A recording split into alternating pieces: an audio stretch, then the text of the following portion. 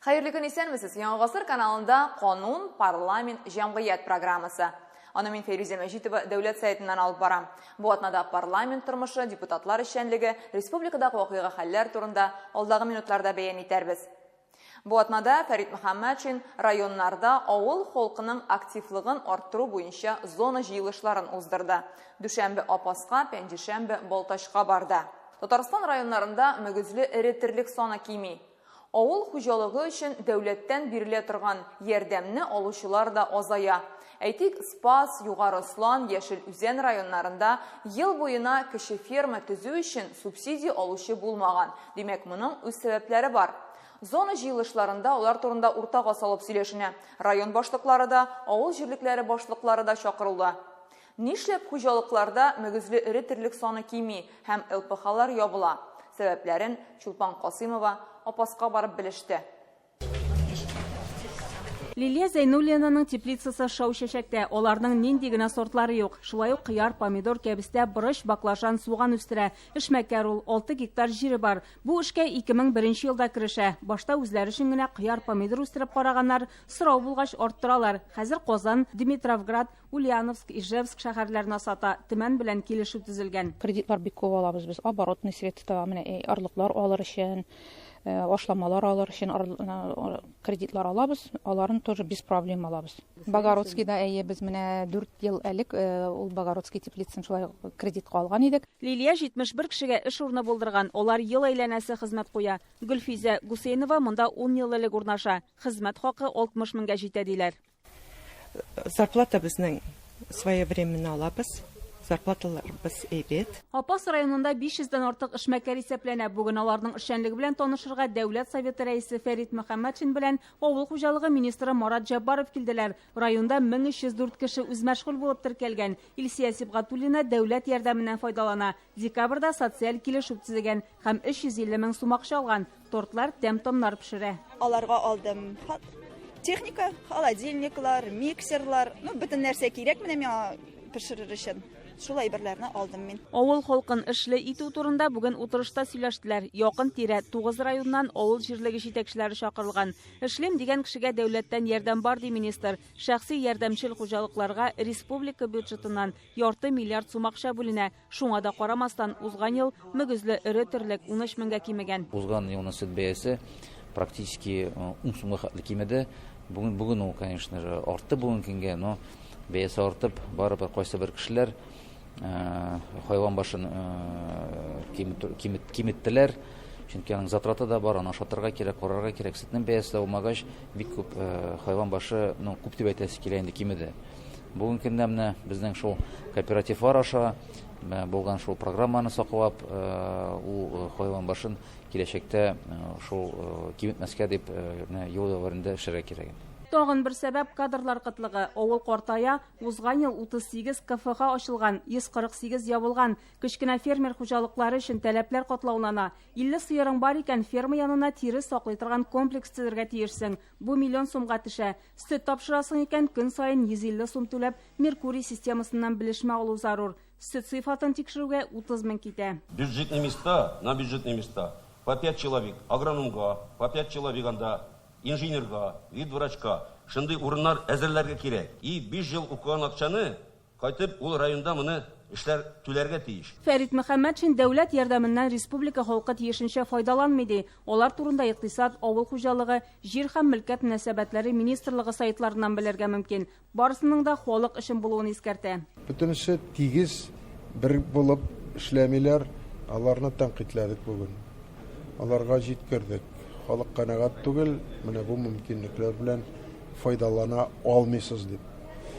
Без тагын да менә авыл хуҗалыгы министры белән, экономика министрлыгы белән, башкалар белән, район җитәкчеләре белән сөйләшеп, бу әйбергә игътибарны арттырырга дип сөйләшеп килдек. Халыкка дәүләт ярдәме турында тәгаенләбрәк аңлатырга җыйналар, чөнки субсидия һәм грант алуда бөтенләй катнашмаган районнар бар. Пенжешәмбе Фәрит Мөхәммәтшин җитәкчелегендә авыл халкының активлыгын арттыру буенча зона киңәшмәсе Балтачта узды. Анда 11 район башлыгы, авыл җирлекләре җитәкчеләре катнашты. 2023 ел нәтиҗәсе буенча Балтач шәхси хуҗалыкларда терлек санын арттыручы бердән-бер район. Мал-туар асрап хуҗалыкта актив эш җәелдергәндә генә авылда тормыш гөрләп тора, диде Фәрит Мөхәммәтшин.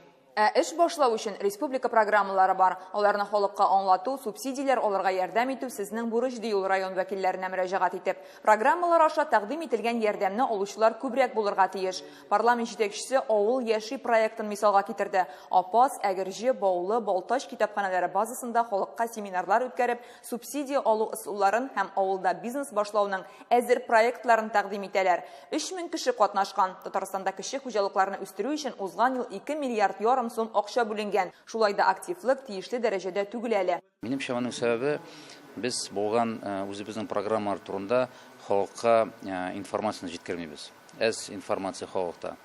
Моның турында ешрак халык белән очрашып, безнең авыл идарә руководительләре, глава поселениялары алар үзләрендә халык белән җыелганда бу әйберләр турында җыелган сайын сөйләргә кирәк. Һәр районда бар газет, бар телевидение, бар шулар аша информация бирергә кирәк.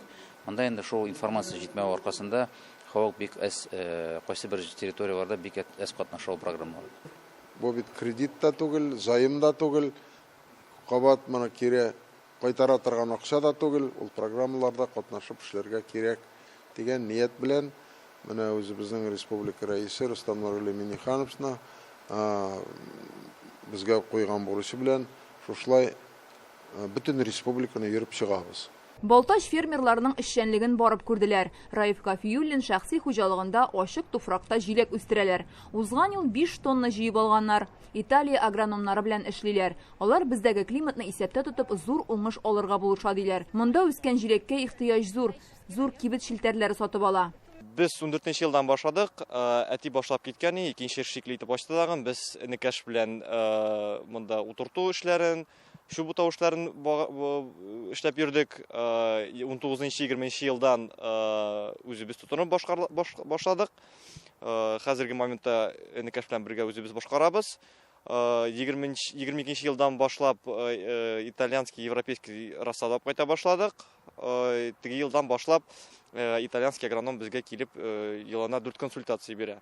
Безгә безнең факторларны учитывать итеп, бөтен безнең индивидуальный план питания һәм схема защиты төзеп бирә. Мәҗит Галиуллин хуҗалыгында 2002 елдан башлап машиналар, авыл хуҗалыгы техникасын, тракторларны ремонтлыйлар. 47 кеше эшли. Узган ел 120 миллион сумга хезмәт күрсәткәннәр. Хәзер Балтачлылар гына түгел, күрше-тирә районнардан да ярдәм сорап киләләр. 2003 елда менә шушында басуга килеп, казыклар сугып, ремонт өчен, запчастлар сату өчен кирәк булган барлык зданияларны төзедек.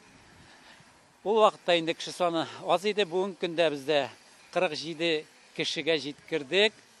Һәм шушы кешеләр белән 2023 елда 129 миллионлык товарооборот ясап, 65 миллионлык ремонт эшләре башкара алдык. Шушы безнең контрагентлар инде шушы район колхоз-совхоз оешмалары һәм шушы тирәдә урнашкан районнар, республикалар, Киров өлкәсе, Удмуртия, Мари өлкәсе.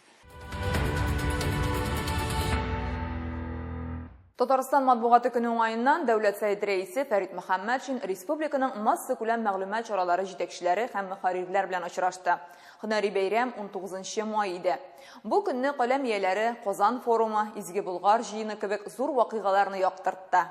Республика халыкара дәрәҗәдә ил күләмендә узучы мөһим вакыйгаларның күплеге белән аерылып тора. Каләм ияләре өчен эш һәрчак күп, ди Фәрит Мөхәммәтшин. Татарстанда 700-гә якын мәгълүмат чарасы теркәлгән. Һөнәри бәйрәмне нинди казанышлар белән каршылыйлар? Нинди теләк тәкъдимнәр бар? Гөлназ Сәйфетдинова репортажында.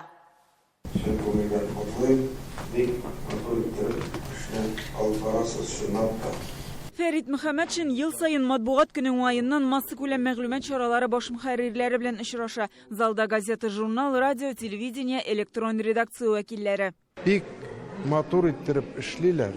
Күп милләтле, олы, күп халык яши торган, яхшы экономика булган республикада яшәп, халык белән менә әйтик республика җитәкчелеге, этик органнар белән халыкка яңалык җиткереп, алар белән элемтәдә торып, без менә шушылай сез безнең күперебез булып торасыз. Бүген мәгълүмат ташкыны көчле. Газета битләрендә, телевидение репортажларында республика өчен актуаль булган мәсьәләләр яктыртыла. Иң мөһиме ул дөрес, төгәл бирелергә тиеш, ди Фәрит Мөхәммәтшин. Яңа проектлар булдырып, укучы, тамашачы өчен кызыклы контент ясарга кирәклеген әйтә.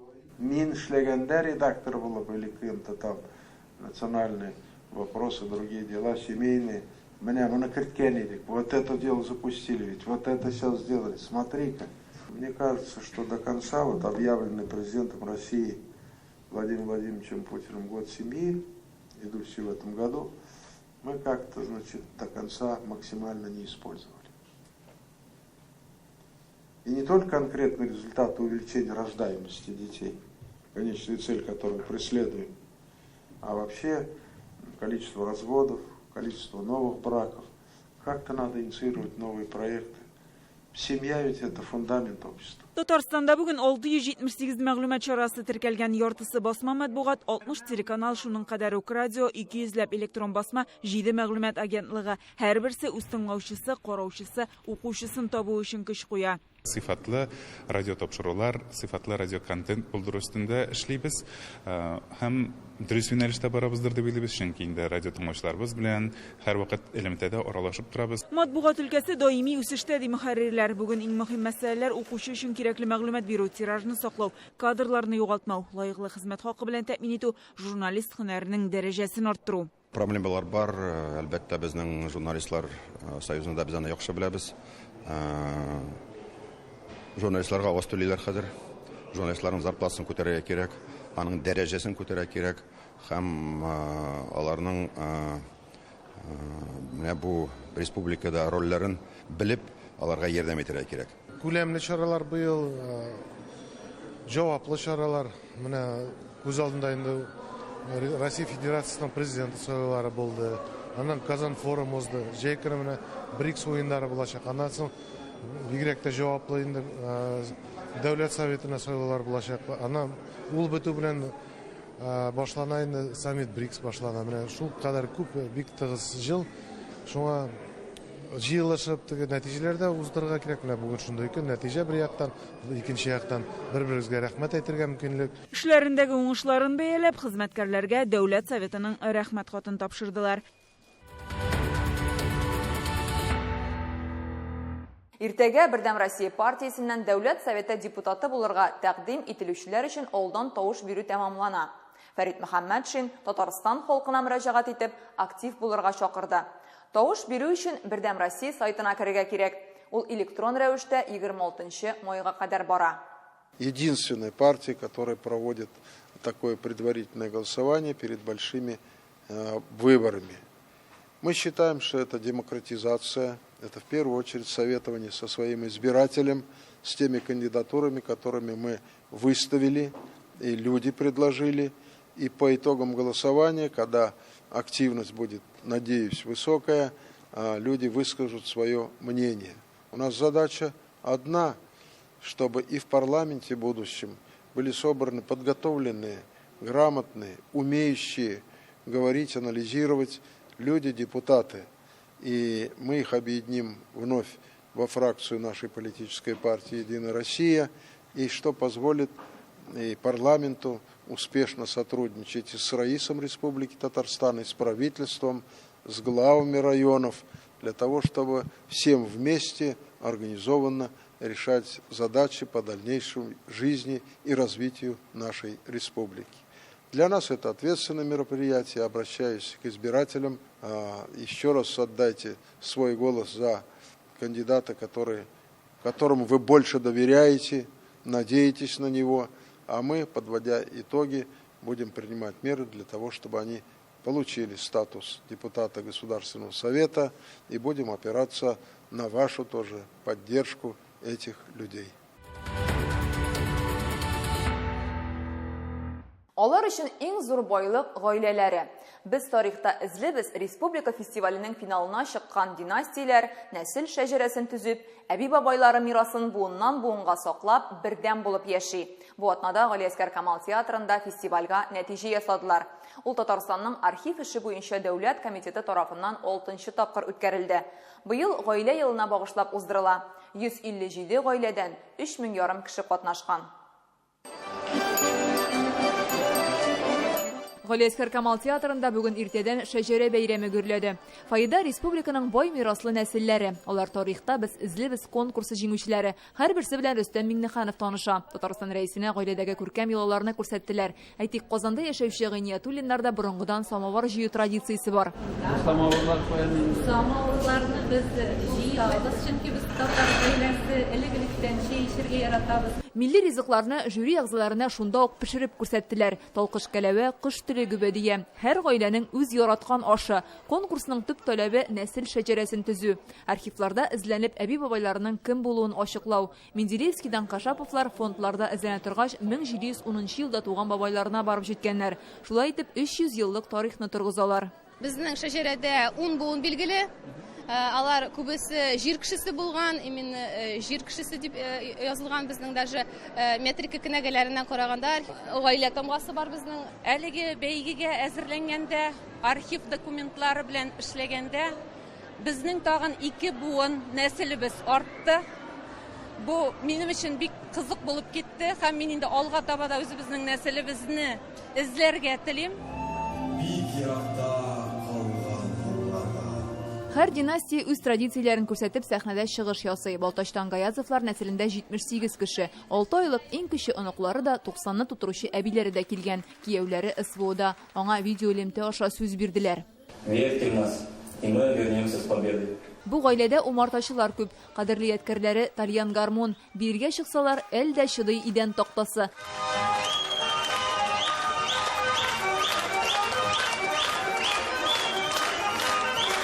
Тәтеш районыннан Тимариннар гомер буе игенчелек белән шөгыльләнә. Лаештан Артемьевлар, терлекчеләр, балыкчылар. Тарихта без эзлебез фестивале гаиләләргә борынгы традицияләрне торгызып, аларны саклауга йөз тота. Аны оештырган архив эше буенча дәүләт комитетына Рөстәм Миңнеханов рәхмәт әйтте. Я хотел бы поблагодарить Гульнар Закировна, вот вашу команду. Давайте попланируем. Шушындай гаиләләр белән без горурланабыз. Бу безнең нигезебез, бу безнең киләчәгебез. Шуңа күрә аларга бик зур рәхмәт. Большое спасибо вот этим всем. Рөстәм Миңнеханов җиңүче гаиләләргә бүләкләр тапшырды. Беренче урынны Балтачтан Гаязовлар яулый. Алар төрле фестивальләр лауреаты. Гаиләдә безнең беренчедән бердәмлек, ярату, аннары олыларны хөрмәт итү, кичкенәләрне кимсетмәү, үпкәне озак сакламау. Яхшылыкларны күбрәк күрү, начарлыкны күрмәскә тырышу. Безне әниебез, әбиебез шушы гадәтләргә тәрбияләп үстерде. Без үзебезнең балаларны, оныкларны шушы гадәткә тәрбияләйбез. Хезмәт династиясе гаилә традицияләрен саклауга ярдәм итү, тынычлык гаиләсе номинацияләрендә җиңүчеләргә бүләкләр тапшырдылар. Бу вакыйга һәр гаилә өчен зур истәлек. Аның турында хәзер менә шушы күмәк фото искә төшеп торачак. Бу атнада бөтен дөнья яңалыкларында төп тема Иран Ислам Республикасы президенты Ибрахим Рәисинең авиаһәлакәттә үлеме һәм бу хәлнең Ирак көнчыгыштагы сәяси вазгыятькә йогынтысы. Татарстан белән әлеге Ислам Республикасын хәзер яңа дәрәҗәгә чыккан хезмәттәшлектән тыш тарихыбыз да бәйли. Бөек Идел юлы шуларның берсе. Ирандагы фаҗига Татарстанда нинди кайтаваз булып яңгырый. Бу хакта без сәясәт белгече Рафик Мөхәммәтшин белән әңгәмә кырдык. Рафик Мөхәммәтшевич, хәерле көн. Иран президентының хәлак булуы һәм аны җирләү бу атнада масса күләм мәгълүмат чараларында иң күп яктыртылучы тема булды. Һәм якын көнчыгыштагы хәлләргә бу вазгыять ничек йогынты ясар? Иран президентының хәлак булуы ул көтелмәгән вакыйга булды инде. Ул һәрбер гомумән трагедия ил өчен инде ул тагын да зур трагедия. Чөнки ул дәүләт җитәкчесе, аны алыштырырга кирәк сайлаулар. Но биредә менә бит Иранда ул Иранның беренчедән инде вазгыять бик үзенчәлекле. Анда дәүләт башында рухи лидер тора, Аятулла. Аятулла инде ул рухи проблемаларны мына шариғат кануны нигезендә тормыш һәм сәясәт алып барылсын дип аның белән шөгыльләнә. Президент инде ул премьер-министр кебек бөтен икътисади, сәяси һәм башка проблемаларны хәл итә. Менә Иранда әлбәттә ул зур трагедия, аннан соң зур проблема, чөнки сайлаулар уздырырга кирәк. Иранда ул сайлаулар системасы да шактый катлаулы. Мин моннан 10 ел элек мин сайлауларга туры килгән идем Иранда, Ахмадинежад президент булганда. Чыннан да ул бик демократик, чөнки без инде менә Иранда сәяси система инде ул бик тоталитар, бик каты, кемне теле шуны куялар, ул дөрес алай түгел. Анда чыннан да бик демократик система. Анда кандидатлар, алар арасында сәяси көрәш. Һәм шуңа күрә менә Иран алдында шактый катлаулы проблема тора дип уйлыйм. Анда теге мин менә моны куйык дип кенә хәдикле торган түгел. Анда төрле кандидатларны килеп чыгуы мөмкин. Инде күп сәясәтчеләрнең әйтүенчә, чит ил сәясәтчеләр, безнең сәясәтчеләр әйтүенчә, Иранда нидә дә булса, сәяси системада аларның Россияга мөнәсәбәтендә, башка илләргә мөнәсәбәтендә нидә дә булса кардинал үзгәреш булмас дип көтелә. Татарстан белән Иран арасындагы мөнәсәбәтләр шактый якын һәм соңгы елларда алар тагын да активлашкан иде. Моннан соң хезмәттәшлек ничек җәелер? Чыннан да Иранның Россия белән мөнәсәбәтләр сөз очырында да мөнәсәбәтләр һәрвакыт уңай булды. Нидә дә булса безнең инде сәяси мөнәсәбәтләр кискенләшкән чорны мин хәтерләмим. Алар инде бик тигез, позитив булдылар дип әйтергә мөмкин. Менә бу Украина белән бәйле вакыйгалардан соң әлбәттә ул мөнәсәбәтләр тагын да ныгыды дип әйтергә була, чөнки Россияга инде яңа икътисади чыганаклар табу, сәяси үзләренең теге инде аларны яклаучыларны табу бик мөһим иде. Шуңа күрә ул яктан инде Иран ул безнең өчен бик кулай стратегик партнер. Һәм шуңа күрә дә безнең инде Иран белән мөнәсәбәтләр һичшиксез алар елдан-ел ныгый бара дип әйтергә мөмкин. Казанда Иран консуллыгы ачылуда чираклы түгел, инде ул 10 ел эшләп килә. Димәк, инде консуллык ачылгач, Татарстан ул Иран өчен дә мөһим төбәк икәнлеген ачык күрсәтә.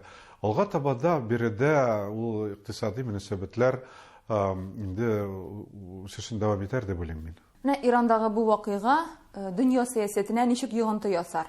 Менә якын көнчыгышта бит инде хәзер вазгыять шактый кискенләште.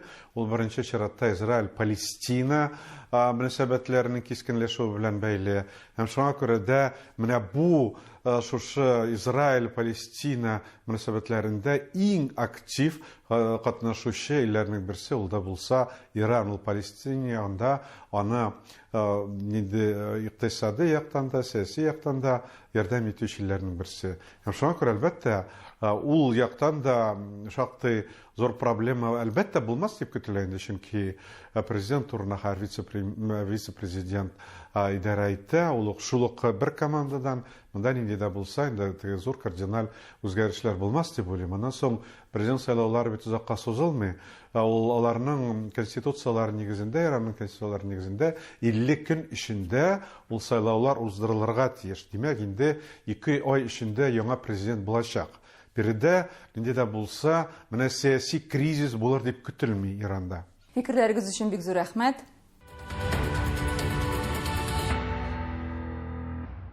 Бу атнада 22 майда Дәүләт Советы рәисе Фәрит Мөхәммәтшин туган көнен билгеләп үтте. Аңа 77 яшь тулды. Татарстан сәясәтенең аксакалы, аның бөтен тормыш юлы республика белән бәйле. Фәрит Мөхәммәтшин төрле җитәкче вазифаларын башкара. Әлмәт районында туып, хезмәт юлын шушында газ, бензин заводында токарь булып башлый. СССРның Югары Советы рәисе, Татарстан премьер-министры итеп билгеләнә. 1998 елдан Дәүләт Советы рәисе, 2003 елдан Фәрит Мөхәммәтшин Бердәм Россия партиясенең Татарстандагы төбәк бүлеген җитәкли. Иҗтимагый эшчәнлеге бик төрле. Татарстан Халыклары ассамблеясе, Татарстан Яңа гасыр хәрәкәтен, волейбол федерациясын, ретро автомобильләр клубын җитәкли. Хезмәте өчен Фәрит Мөхәммәтшин дәүләт бүләкләре иясе, Ватан алдындагы казанышлары өчен һәм Александр Невский орденнарына лаек. Безнең телеканал аңа сәламәтлек, озын гомер, эшендә көч-куәт тели. Бүгенгә менә шушылар, игътибарыгыз өчен зур рәхмәт. Кануннарны белегез, парламент тормышын күзәтегез. Сау сәламәт булыгыз.